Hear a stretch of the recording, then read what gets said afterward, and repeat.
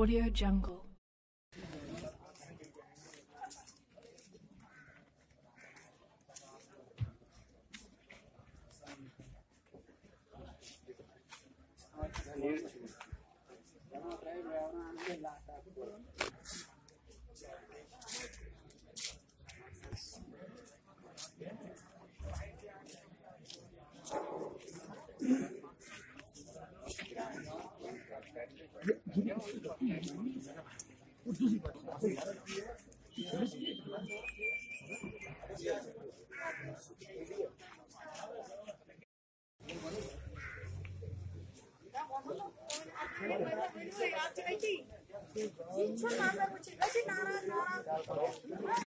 SDM साहब को भी पहले बहुत बार बोल चुके हैं और एसएचओ साहब को भी एक बार बोले थे, उन्होंने बुलाया था इनको, लेकिन एसडीएम साहब ने खास तौर पे इस पर कोई सुनवाई नहीं की, क्योंकि जब भी आए वो तो विजिट किया चले गए, इनको कोई फर्क नहीं पड़ा। यहाँ जो स्पेस है बहुत कम है, जगह कम है, तंग जगह है, पॉसिंग का सिस्टम नहीं है, तो मिट्टी डालते हैं, कंक्रीट में जो इस्तेमाल करते हैं मिट्टी करते हैं इस्तेमाल, तो बारिश जो ही पड़ती स्लिप हो जाता है, तो ऊपर से जब लोड गाड़ियां होती है तो प्रॉब्लम हो ही जाती है, आए दिन ऐसे वाक़ात होते रहते हैं। महकमा जो है ये 1947 से हम सोच रहे हैं कि भाई हमारे यहाँ पे बिकन का काम चल रहा है, रामबन से गुल तक एक छप्पर नाला हमारा है, वहाँ पे भी देखिए बहुत कॉम्प्लिकेसी होती है, लोग प्रॉब्लम में फंसे रहते हैं उस नाले की वजह से। और गुल का रोड अभी तक घाट मोड़ से लेकर यहाँ तक 1947 से लेकर अभी तक बना नहीं। मांगे मैं हमारी पूरे गुल के आवाम यही मांग है कि खास तौर पर इस रोड का सही तरीके से जायजा लिया जाए, इसको सही तरीके से बनाया जाए और इनके ऊपर एफआईआर किया जाए और कड़क से कड़क एफआईआर किया जाए, जिसके ऊपर ये काम करना सही तरीके से शुरू करें। हमारे यहाँ पे जो हमारे रोलिंग इस टाइम के एमएलए हैं एजाज अहमद खान साहब, हम उनको भी कहना चाहेंगे कि हमने उनका एक स्पीच सुना था कि हमने रोड दिया, पानी दिया, बिजली दिया, लेकिन कम से कम उन्होंने हमारे यहाँ चीजें सेंटर की स्कीम एसएससी पे वो भी करते हैं। इस टाइम सियासत एसएससी सेंटर की पॉलिसीज हैं, लोगों की बात करें, हमारे यहाँ से वो जीत के जाए लिए रेवेन्यू मिनिस्टर रहे, लेकिन हमारे यहाँ का जो प्रॉब्लम है अभी तक वैसे का वैसा ही है। मूल के मकाम का सवाल है, ये हाईवे जो है हमने अभी जन्म भी नहीं लिया था, उससे पहले ही अभी 40 साल पहले का रोड जो है चल रहा है, लेकिन अभी तक ये रोड जो है फुली कंस्ट्रक्ट नहीं हुआ है। और 2 साल से ये लोग जो है 2 किलोमीटर का जो फासला है बाजार के अंदर से उसको पूरा करने की कोशिश कर रहे हैं, लेकिन अभी तक ये जो है पूरी तरह से पूरा नहीं हुआ है। आज मैं सुबह जो है भूल की तरफ जा रही थी तो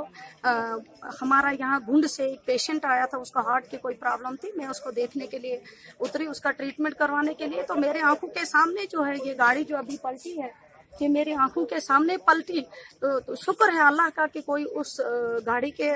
साइड में नहीं था जो गाड़ी की जद में आके जो है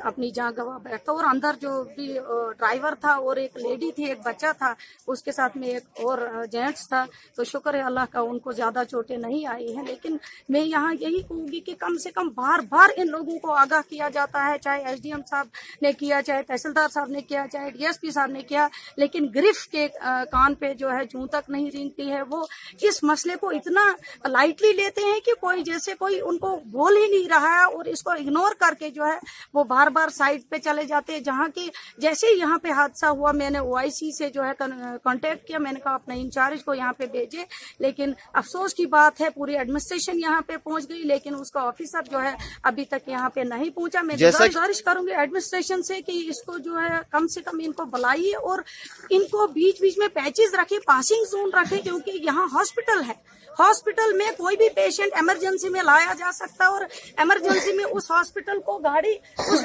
ड्राइवर को गाड़ी रोकने की कोई जगह नहीं है। 1 किलोमीटर जाके उसको आगे कहीं थोड़ा सा साइड अगर मिली वहां पे जाके उसको रोकनी पड़ेगी और पेशेंट को वहां से उठा। मैं ये गुजारिश करूंगी एसडीएम साहब से भी, तहसीलदार साहब से भी, और पहले भी हमने गुजारिश की इनसे एडमिनिस्ट्रेशन से कि कम से कम जहाँ पे मोड़ है वहां पे कम से कम पासिंग जोन जो है उसको खुला करवा दीजिए, और ये इमरजेंसी में इसको डे नाइट लगा के इसको पूरा कीजिए जो इमरजेंसी, और खासकर जो हॉस्पिटल का एरिया। और यहाँ पे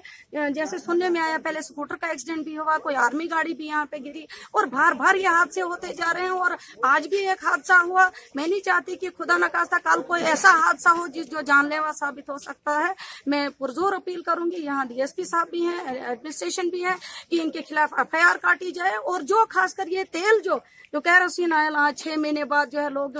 तरस रहे थे, लोग देख रहे थे कि कब तेल आएगा, हम अपना जो है कहीं चूल्हा जलाएंगे। जहां आज फॉरेस्ट का जो बालन है वो मिलता नहीं है लोगों को, और मैं आपके माध्यम से फॉरेस्ट वालों से भी गुजारिश करूंगी कि कम से कम जो डिपो है उनका, उसमें कम से कम बालन रखा जाए। अगर जंगलात से लोगों को नहीं लकड़ी नहीं लेने दे रहे हैं गरीब लोगों को, तो डिपो में जो है बालन रखा जाए। और उसके साथ यहाँ पे जो मसला हुआ तेल हमारा जो गिर गया, इसमें FIR कटनी चाहिए। अगर FIR नहीं कटी तो हम लोग जो है स्ट्राइक पे उतर जाएंगे। और जो तेल जाया हुआ यहाँ पे लोगों का, मैं CAPD से गुजारिश करूंगी डिपार्टमेंट से कि ये पेनल्टी डाली जाए गरीब वालों को। ये लोगों का तेल है, ये किसी के घर के लिए नहीं था, बल्कि ये गरीब आवाम का तेल है।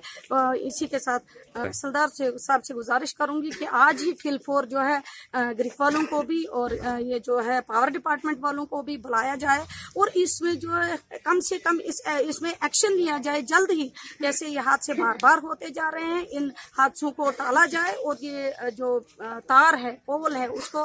वहां से हटा के दूसरी जगह लगाया जाए। यहाँ पे ये तो एक तो मार्क डलवा देंगे इसको एंड टू एंड, ताकि इसके जो एक्सीडेंट्स हैं उनसे लोग बच पाए। इसके लिए यूटिलिटी शिफ्टिंग का एक एस्टीमेट बना हुआ है, वो इन्हें ज्वाइंट वेरिफिकेशन करके उसको करेंगे, जो कि ग्रिफ ने देने हैं पैसे यूटिलिटी शिफ्टिंग के लिए। PHE का हो गया और बिजली का भी करना है। अगर आपने हमारे YouTube चैनल को अब तक सब्सक्राइब नहीं किया है तो आपको यहाँ सब्सक्राइब बटन दिख रहा है, इस पे आप क्लिक कीजिए और हमें सब्सक्राइब कर लीजिए। और साथ ही साथ इसके सामने एक नोटिफिकेशन बेल आ रहा है, इसे भी आप इनेबल